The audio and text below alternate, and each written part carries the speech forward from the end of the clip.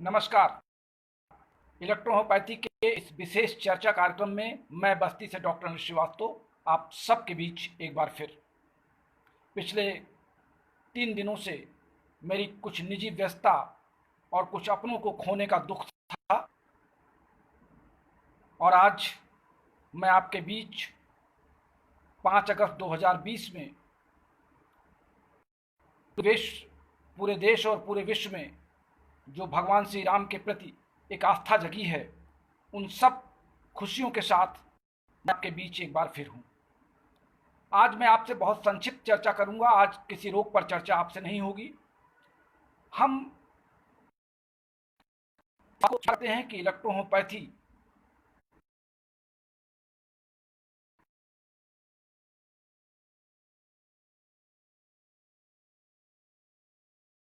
में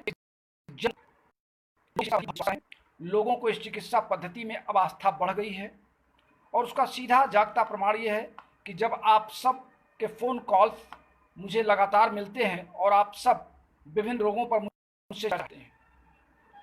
कुछ चिंताओं के चलते ग्रुप में कभी कभी विवाद हो जाता है, आप सब आपस में उलझ जाते हैं, लेकिन फिर भी मैं आपको अपने निर्धारित समय पर सही जवाब देने का प्रयास करता हूँ।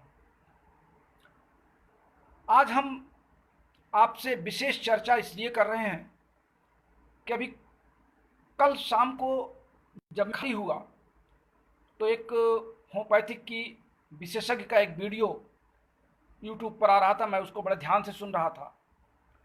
पूरी बात उन्होंने बहुत अच्छे ढंग से बताया और अपने पूरे लेक्चर को उन्होंने बहुत अच्छे ढंग से समझाने का प्रयास किया, और अंत में जब वो अपने चिकित्सा पद्धति की औषधियाँ बताने लगी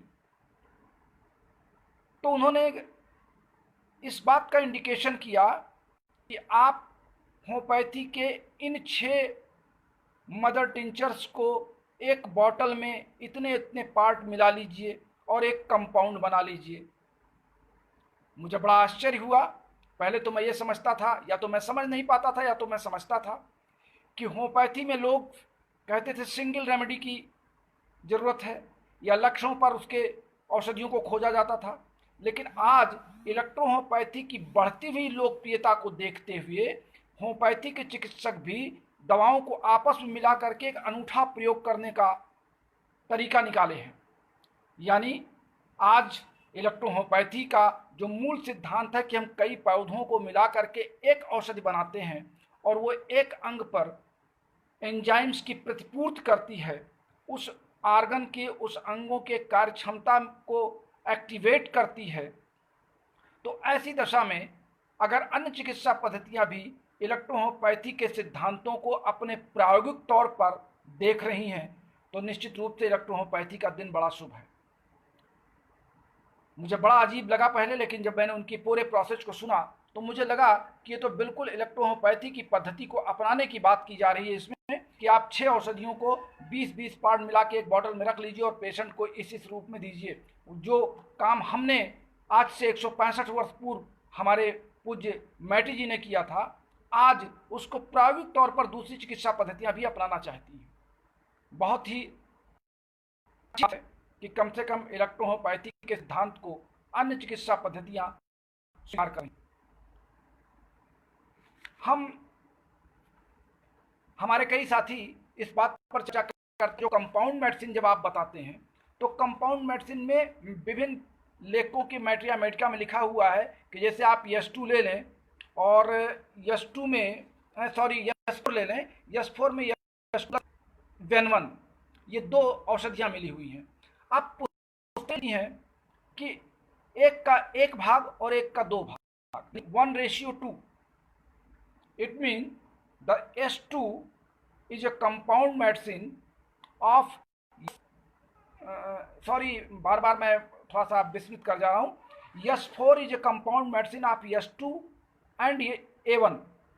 तो अगर S4, S2 और A1 की कंपाउंड मेडिसिन है तो उन 2 मेडिसिन को मिलाने का जो अनुपात बताया वो अलग अलग किताबों ने अलग अलग तरीके से बताया।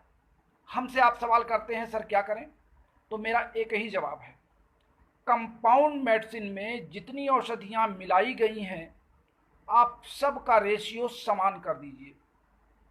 ये मैं नहीं कह रहा हूं, ये मेरा अनुभव कह रहा है। ठीक उस तरीके जैसे मैंने आपको CNS के बारे में बताया, L2 के बारे में बताया, L3 के बारे में बताया। हमारे कई साथी बार बार पूछते हैं, जो नए साथी हैं आज उनके लिए मैं क्लास ले रहा हूं। जो अब तक हमारे पिछले क्लासों को नहीं सुन सके हैं, मैं उनसे विशेष चर्चा कर रहा हूं। किसी भी कंपाउंड मेडिसिन को जब आप बनाएं तो उसमें जितनी औषधियां पड़ी हुई हैं, उन औषधियों की समान मात्रा आप अपने बॉटल में बनाइए।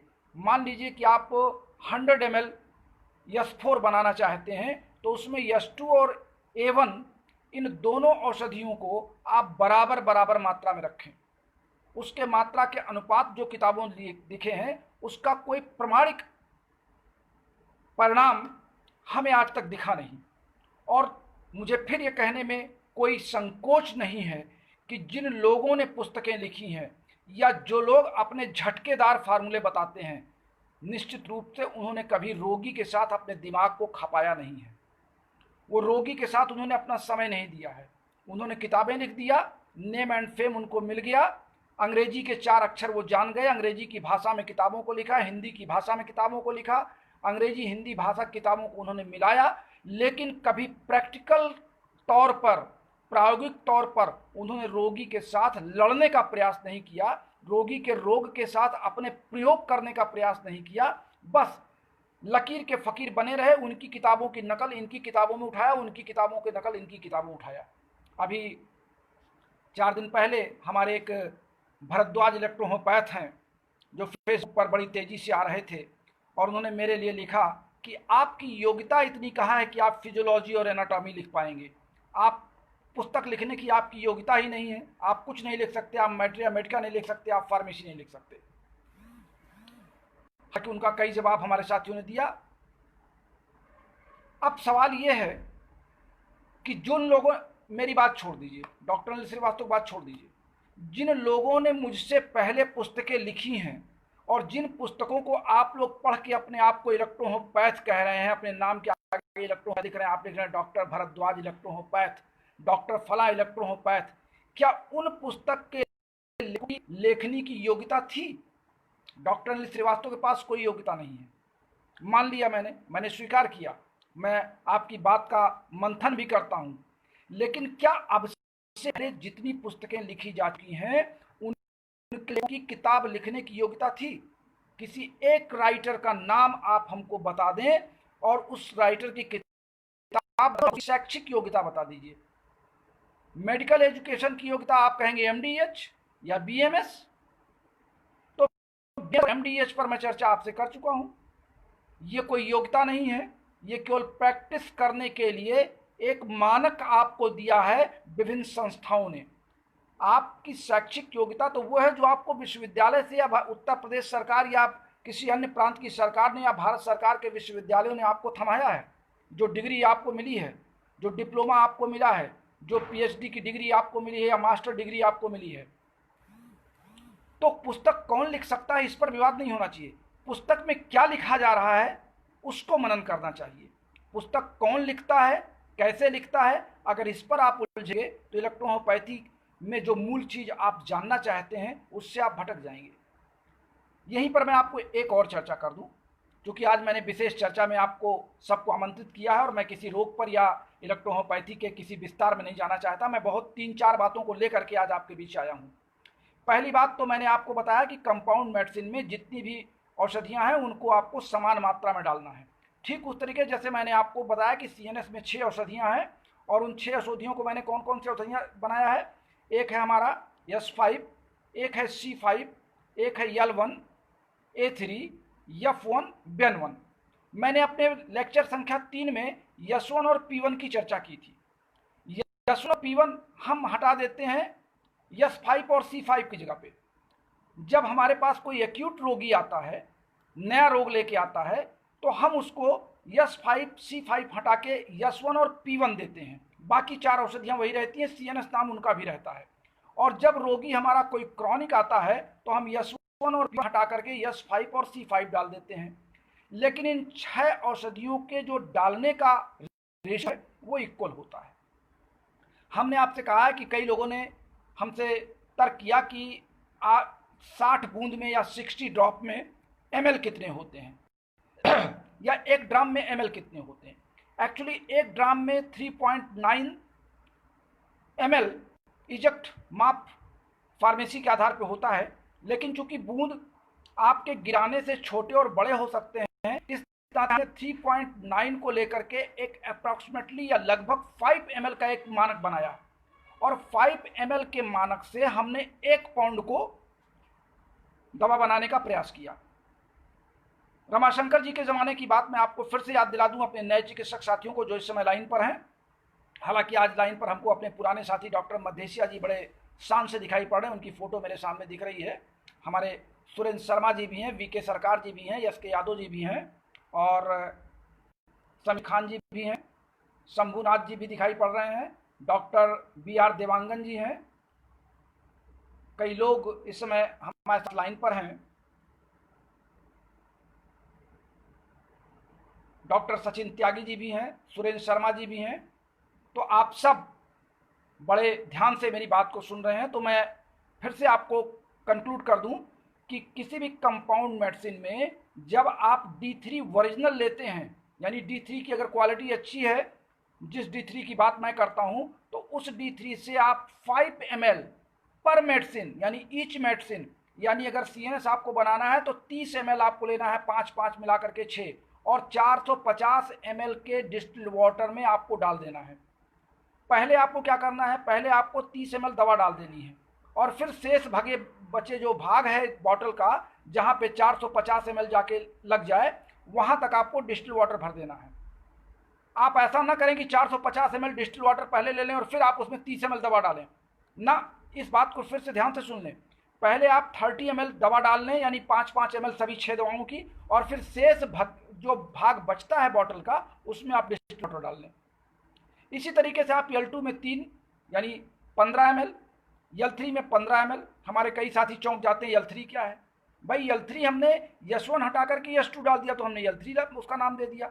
नाम ही तो लोगों ने दिया है, थ्योडर क्रास ने नाम दिया, आपके उनके साथ फादर मूलर ने अपना नाम दिया तमाम दवाओं का, कंपाउंड मेडिसिन का। मैटी जी ने तो अपनी जो दवाएं बताई थी, मैं अपनी पुस्तक में उस रहस्य को खोल रहा हूं। आज मैंने मैट्रिया मेडिका का एक चैप्टर लिखा है और उस चैप्टर में मैंने यस और सी ग्रुप में जो कंपाउंड मेडिसिन लोगों ने कारगुजारी किया है अपने अनुभव को, उस अनुभव को ला करके जो लोगों ने ज़बरदस्ती थोपा है कि मैटी जी ने इसको खोजा था, मैं आज मैट्रिया मेडिका में कर दिया है। और आपके हाथ में जब वो पुस्तक जाएगी तो फिर आप देखेंगे कि इलेक्ट्रोहोम्योपैथी के कुछ अन्य पहलू जिनसे आपको वंचित किया गया है आज तक इलेक्ट्रोहोम्योपैथी में, मैं उन रहस्यों को खोलकर आप तक लाने का प्रयास करूंगा। मैट्रिया मेडिका में मैं हर पौधे की बात कर रहा हूं, हर पौधे के गुणों की बात कर रहा हूं और फार्मेसी पर बहुत हल्की चर्चा करूंगा, क्योंकि फार्मेसी हमारे चिकित्सकों से संबंधित जितनी पार्ट है मैं वही बातों को ला रहा हूं। दवा बनाना हमारे चिकित्सकों को नहीं है, ये दवा बनाने का काम फार्मास्यूटिकल कंपनी का है। तो फार्माकोपिया को मैं अलग कर दे रहा हूं, सिर्फ मैं वही पार्ट फार्मेसी में ले रहा हूं जो हमारे चिकित्सकों को बहुत ज़रूरी है। कुछ पैथोलॉजी का पार्ट भी लूँगा, कुछ आवश्यक जाँचें जो हमारे चिकित्सकों को चाहिए अपने रोगी के रोग से संबंधित, और इसके बाद प्रैक्टिस ऑफ मेडिसिन में मैं आपको वही फार्मूले बताऊंगा जो मेरे द्वारा 36 वर्षों से प्रमाणिक रहे हैं।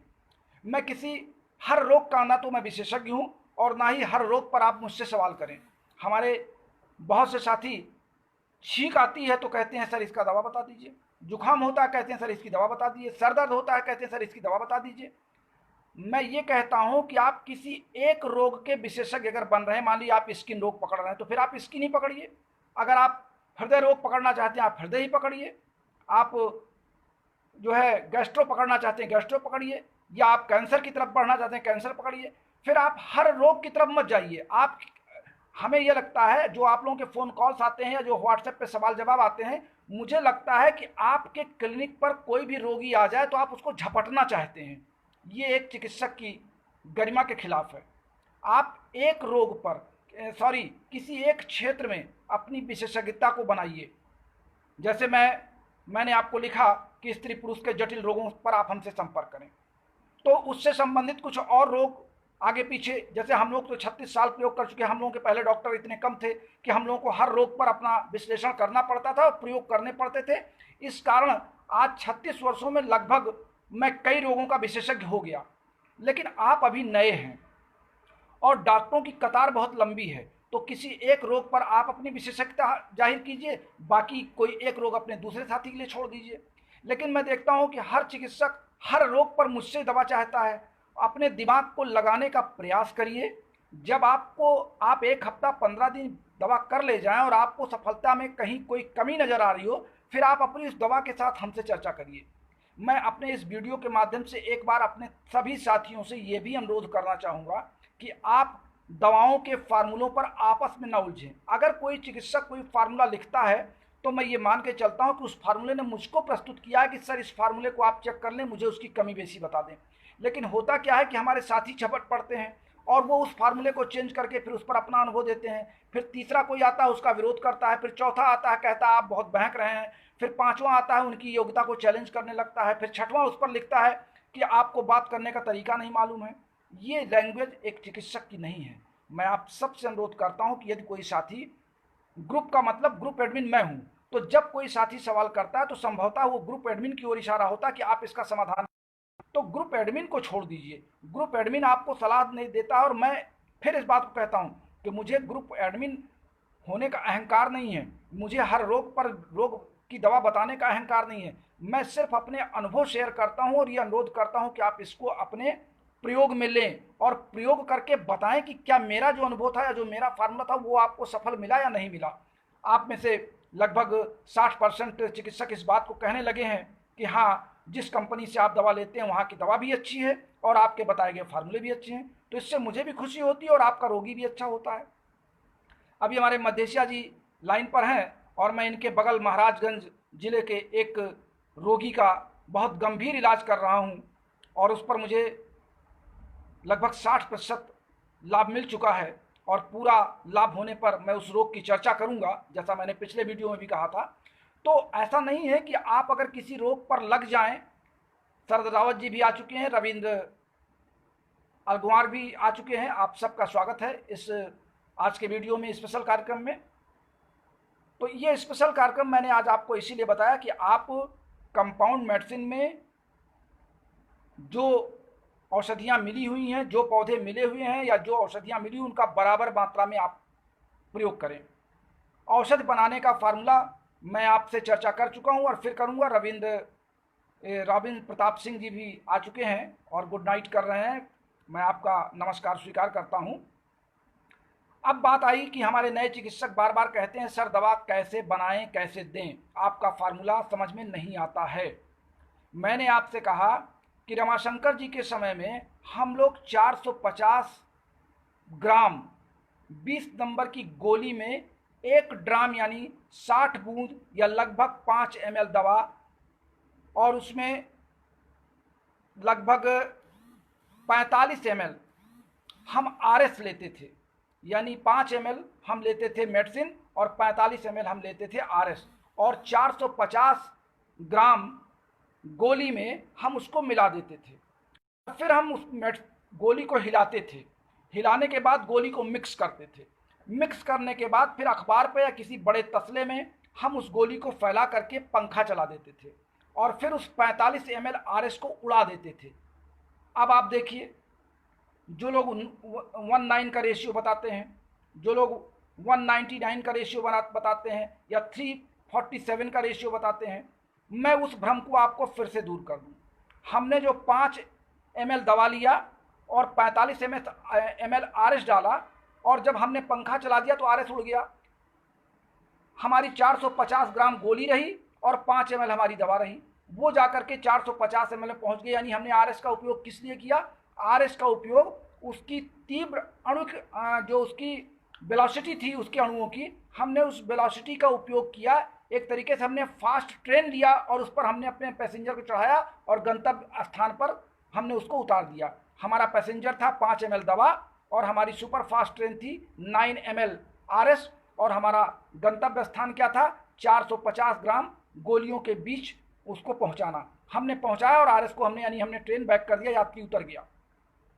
आज हम क्या करते हैं, हम कहते हैं गोली में भी बना सकते हैं, और गोली अगर हमारे पास नहीं है तो हम डिस्टिल वाटर या में बनाते हैं। तो डिस्टिल वाटर में फिर हमको आरएस डालने की ज़रूरत नहीं है, क्योंकि हमको वहाँ पे आरएस उड़ाना नहीं है। हम 450 ml डिस्टिल वाटर ले लें और 5 ml मेडिसिन ले लें, तो हमारा ओरिजिनल वही रेशियो जा करके वो D3 का ही माना जाएगा। यानी D3 के 5 ml को हमने कन्वर्ट किया है 450 ml में, यानी वो D3 ही है। उसको डाइल्यूट मत मानिए, उसको डाइल्यूशन मत मानिए, उसको D4 मत मानिए, उसको D5 मत मानिए। फिर जब आपके पास रोगी आता है तो आप उसी 450 ml से, अब अगर आप 450 ml नहीं बना पा रहे हैं, आपके पास 100 ml सीसी है, तो 100 ml सीसी में आप 450 में 100 का पहले भाग दे दीजिए। जितना रेशियो आता है वही आप 5 ml में भाग दे करके निकाल लीजिए, और उसके आसपास 2-4 बूंद आगे पीछे आप दवा डाल सकते हैं। दवा बनाने के तरीके पर अगर आप क्वालिटी मेंटेन कर ले जाएंगे तो फार्मूले सटीक बैठेंगे।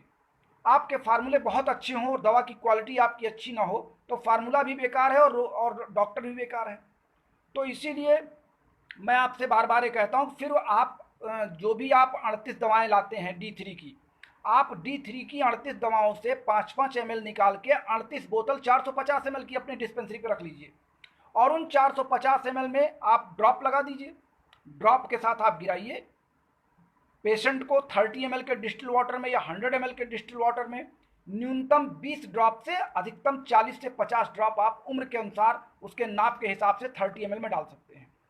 30 ml में भी डालने का तरीका वही है, पहले आप दवा डाल दें फिर डिस्टिल वाटर डालें, और 30 ml पे एक पहले से आप एक निशान लगा लें कि कहाँ तक जाके 30 ml हो जाएगा। जैसे मैंने आपको 450 ml के बॉटल में बताया कि आप एक निशान लगा लें। तो जब आप इस तरह दवा बना के देंगे तो एक सही नाप होगी। फिर आप 2 काम कर सकते हैं, आप या तो आप रोगी 30 ml के सीसी पर आपको 7 दिन मान लिया आप दे रहे हैं तो उस पर 7 निशान बना दीजिए, और रोगी से कहिए इस निशान तक आपको एक दिन में ख़त्म करना है। अब एक दिन में अगर 3 डोज आपको देनी है तो कहिए आप इस निशान को 3 भागों में बांट लीजिए। मेरी बात आप समझ रहे हैं? अगर आपको 7 दिन की दवा 30 ml में आप दे रहे हैं तो 30 ml की सीसी पर आप 7 निशान की पर्ची लगा दीजिए, और रोगी से कहिए कि इसके इस निशान तक दवा आपको एक दिन में ख़त्म करनी है। अब रोगी को अगर आपने कहा कि दिन में 3 बार पीना है तो रोगी उसको उस निशान तक 3 भाग उसको बना करके निकाल ले, चाहे वो ड्रॉप में निकाल ले और चाहे चम्मच से निकाल ले। तो इस तरीके से जब आप रोगी को देंगे तब रोगी के शरीर में पहुंच करके वो सही काम करेगी। और यही दवा बनाने का, दवा देने का मेरा अपना तरीका है। मैं ना किसी किताब का सहारा लेता हूँ, ना मैंने किसी किताब को पढ़ने की जहमत उठाई। जो शुरुआती दौर में पढ़ता था, जब आपकी तरह मैं नया चिकित्सक था, तो कुछ किताबों को लेकर के पढ़ता था, बड़े बड़े राइटरों की किताबें पढ़ता था, लेकिन पढ़ने के बाद सिर्फ यही समझ में नहीं आता था कि मैं करूँ क्या इन किताबों को, ये किताबें कहती क्या हैं। अब इन्होंने रेशियो बता दिया। एक राइटर की किताब मैं आपको दिखा रहा हूँ, मैं रेशियो की किताब दिखा रहा हूँ कि इन्होंने रेशियो दिखाया। नाम नहीं दिखाऊंगा, बस झटके से आपको मैं दिखा दे रहा हूँ, ये किताब है। अब इस किताब में या तो आप लिखें तो कारण लिखिए कि आपने ये पार्ट 1/2 पार्ट या 20 पार्ट आपने यहाँ पे क्यों लिया। जब आप कारण नहीं लिखते हैं, आप लिख देते हैं कि यस4 में यस2 लीजिए 1 भाग और A1 लीजिए 2 भाग, तो क्यों ले भाई, हमें इसका कारण बताइए ना, हम क्यों लें। और अगर नहीं आप कारण बता रहे हो तो कारण मैं आपको स्पष्ट कर दे रहा हूँ, जो हमारी थियरी है वो समान की है। हर दवाओं का अनुपात आप समान रखिए और समान का आप व्यवहार कीजिए। आपको जान के ताज्जुब होगा, और बहुत ही, हालांकि ये बताने की बात नहीं है, मेरे पास ऐसे भी फ़ोन कॉल सब आने लगे हैं देश के विभिन्न कोनों से। जब से मैंने पुरुष और महिला के रोगों की चर्चा की है, विभिन्न रोगियों के फ़ोन मेरे पास आने लगे। चिकित्सकों के फ़ोन की बात छोड़ दीजिए, विभिन्न रोगी हमारे पास फ़ोन कर रहे हैं कि सर मुझे दवा आप ही से लेनी है, आप ही के फार्मूले से लेनी है, मुझे दवा पहुंचाइए। तो भाई मैं तो दवा नहीं पहुंचा पाता, लेकिन मैं उस रोगी के आसपास के शहर के निकटतम दवा वालों को फ़ोन करता हूं कि आप हमारी इस दवा को इस अनुपात में बना करके रोगी के फला एड्रेस पे आप भेज दीजिए, और रोगी से पैसा आप ले लीजिए। हमको रोगी का मेहनताना जो आपको देना हो दे दीजिए, लेकिन जो आपकी दवा की कीमत है वो आप ले लीजिए। और रोगियों को वो लोग दवा पहुंचा रहे हैं, रोगी बता रहे हैं कि दवा हमारे पास पहुंच रही है। और फिर जब दवा पहुंचती है तो रोगी मुझसे पूछता है कि मुझे इसको कैसे खाना है, मैं उनको बता रहा हूं और उससे उनको लाभ मिल रहा है। तो ये है इलेक्ट्रोहोम्योपैथी का कमाल। आमतौर से ये लोग विश्वास नहीं करेंगे, जो लोग फ़ोन कॉल पर, जो लोग इस समय हमारे साथ ऑनलाइन पर हैं, आप सब इस बात के गवाह हैं कि दिन भर व्हाट्सएप पे लोग मुझसे रोग पूछ रहे हैं, लोगों को मैं दवा बता रहा हूँ, दवा का प्रयोग वो कर रहे हैं। तो क्या कारण है कि हमारे जो सीनियर लोग हैं वो दूसरे लोगों से हमारे पीछे पड़े हुए हैं, हमारी आलोचनाओं को कराने में लगे हैं? कि इसलिए कि मैं इलेक्ट्रोहोम्योपैथी की वास्तविकता से अपने साथियों को अवगत करा रहा हूँ, या इसलिए कि उनकी मान मर्यादा का हनन हो रहा है? मैं फिर इस वीडियो के माध्यम से आप सबसे निवेदन करता हूं कि मेरा ना उद्देश्य किसी को प्रमोट करने का है और ना किसी को डिमोट करने का है। मेरा उद्देश्य सिर्फ और सिर्फ इलेक्ट्रोहोम्योपैथी की प्रगति को आगे बढ़ाना है और इलेक्ट्रोहोम्योपैथी में अधिक से अधिक चिकित्सकों को सही दिशा में सही प्रैक्टिशनर्स बनाना है।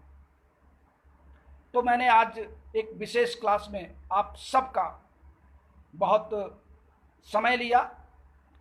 डॉक्टर कौशिक बेरा जी इस समय लाइन पर हैं, आरपी सैनी मथुरा से हैं।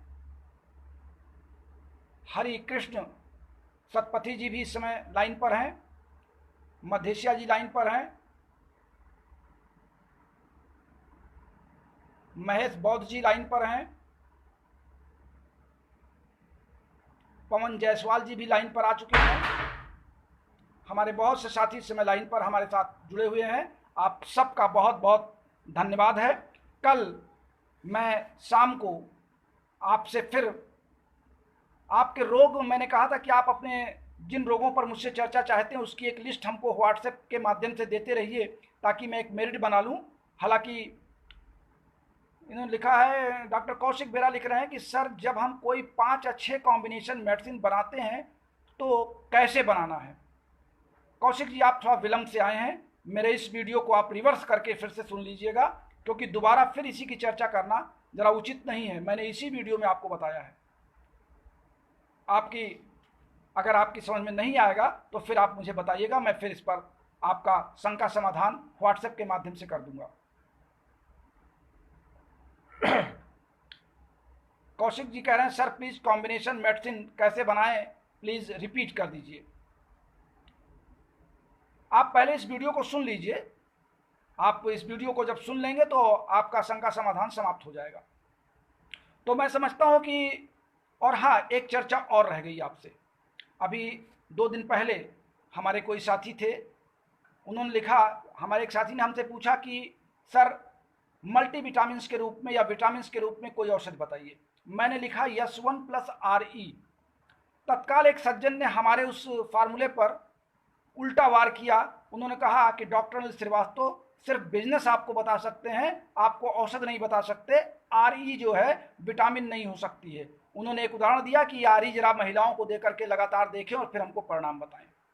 अब मैं उन युवा साथी को क्या बताऊं कि S1 और RE जब इन दोनों दवाओं को देंगे तो लगातार हमारे बॉडी के हर ऑर्गन के इम्यूनिटी पावर में इंक्रीजमेंट होगा, इम्यूनिटी पावर इंक्रीज होगी। और शायद उन साथी को ये पता नहीं है कि विटामिन जो होते हैं ये लगातार सेवन करने की चीज़ नहीं है। विटामिन एक निश्चित समय तक अपनी पूर्ति करने के बाद कोई किसी पैथी का डॉक्टर अगर विटामिन की गोलियां देता है तो कहता है अब इतने दिन बाद इसको बंद कर दीजिए, क्योंकि विटामिन की अधिकता में भी तमाम अब नए रोग दिखाई पड़ रहे। विटामिन की कमी से रोग होते थे, लेकिन अब विटामिन की अधिकता से भी रोग देखे गए हैं, और इसका जिक्र भी मेडिकल साइंस ने बार बार किया है, WHO ने भी किया है। तो और मैंने आपको अपने पूर्व लेक्चरों में ये बताया है कि किसी भी इलेक्ट्रिसिटी का प्रयोग 15 दिन से अधिक नहीं करना है। हम शुरुआती दौर में S1 और RE देंगे और 15 दिन तक देने के बाद हम RE को रोक देंगे। तो क्या RE को हम S1 के साथ देकर के विटामिन के रूप में नहीं ले सकते? बॉडी के ऑर्गन्स को इम्प्रूव नहीं कर सकते? ये कहना क्या चाहते थे? या तो ये मुझे पढ़ाना चाहते थे या तो मेरी बात को समझने का प्रयास नहीं कर रहे थे। तो मैं फिर ये कह रहा हूँ कि हम S1 और RE को 15 दिनों तक, 20 दिनों तक लगातार दे करके हम बॉडी के हर ऑर्गन की इम्यूनिटी पावर को बढ़ा सकते हैं, और ये विटामिन का कार्य करता है। इस नाते इस पर कोई संदेह नहीं होना चाहिए। हाँ, अगर वो ये कहते कि RE दे करके प्रमाण देख लिए तो RE क्यों नहीं देते, इसका कारण अगर वो बताते तो हो सकता था मैं उसमें कुछ संशोधन करता। लेकिन यहाँ पे तो मैं ये देखता हूँ कि मेरी हर बात को पकड़ करके केवल अपनी बात को साबित कर देते हैं, लेकिन कारण नहीं बताते। मैं अगर अपनी किसी बात पर जिद करता हूं, या आप ये कह सकते हैं कि अगर मैं अहंकार करता हूं तो मैं उस कारण के साथ अहंकार करता हूं। मैं कारण आपको बताता हूँ कि मैं ये काम कर रहा हूँ, मैं ये दवा दे रहा हूँ, तो क्यों दे रहा हूँ, कैसे दे रहा हूँ, इसका कारण क्या है। तो मैं समझता हूँ कि जब भी आप हमसे कोई चर्चा करें, अगर आप कोई मेडिसिन बताएं कि मैंने इस रोग में इस फार्मूले का प्रयोग किया, तो नीचे आप कारण लिखिए कि आपने S1 क्यों दिया, L1 क्यों दिया, RE क्यों दिया, BE क्यों दिया, GE क्यों दिया। अगर आप ये कारण नहीं लिखते हैं तो मेरा आपसे निवेदन है कि कम से कम मेरे ग्रुप में आप किसी मेडिसिन पर चर्चा ना करें। हमसे जो चिकित्सक सवाल करते हैं, मैं उनकी चर्चा कर रहा हूँ, मैं उनको रोग की दवा बता रहा हूँ, और मैं अपनी दवाओं की चर्चा पहले कर चुका हूँ। इस नाते जैसे मैं लिखता हूँ कि इसकी 20-20 बूंद हमारे सभी साथी समझ जाते हैं। लेकिन जो मुझे ओवरटेक कर रहे हैं, ओवरटेक करें, आपके ओवरटेक करने का स्वागत है, मुझे बुरा नहीं लगता, लेकिन आप कारण लिखिए। अगर आप कारण नहीं जानते हैं, केवल ओवरटेक करना जानते हैं, तो आपका ग्रुप में लिखना बिल्कुल बंद होना चाहिए।